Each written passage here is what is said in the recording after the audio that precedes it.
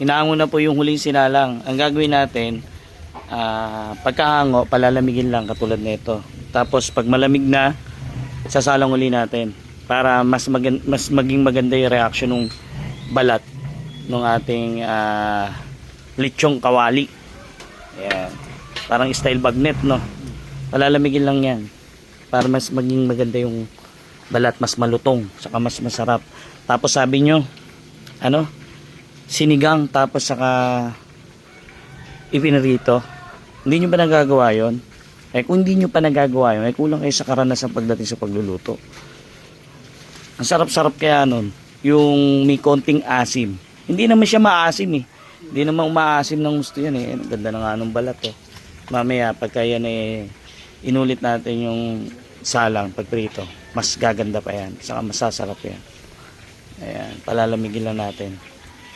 Grabe, solid yung luto. Saka yung lasa, ang sarap. Ayan, natikman na natin yan. Hindi raw masarap. Kayo naman. May ricado, hindi masarap. Huwag nyo kagad dinuhusgahan yung ginagawa ng iba. Lalo naman kung hindi naman kayo sigurado, di ba? Parang ganun. Oh. Talagang yan, binibigyan namin ng effort yan. May puso. Ika nga, yung mga ginagawa namin para sa mga katutubo. Hindi basta-basta luto lang, di ba tol? Malinis, masarap, saka maayos yung pagkakaluto. Ang sasabihin nyo hindi maayos, kaya talaga hindi naman kayo sigurado eh. Ganito mamaya paglamig yan at sinalang uli natin. Ang salang yan, kalahati lang nito para maganda, paunti-unti lang. Importante lang lumamig. Pero nito malamig na siya, pwede na isalang yan. Malamig na to, yan naman yung isasalang natin.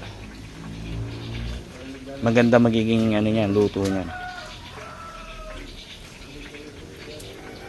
Ganda na nga pula solid, ang ganda ng kulay.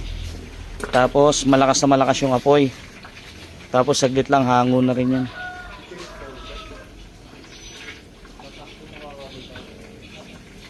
Grabe, isipin nyo kung gaano karami makakain yan.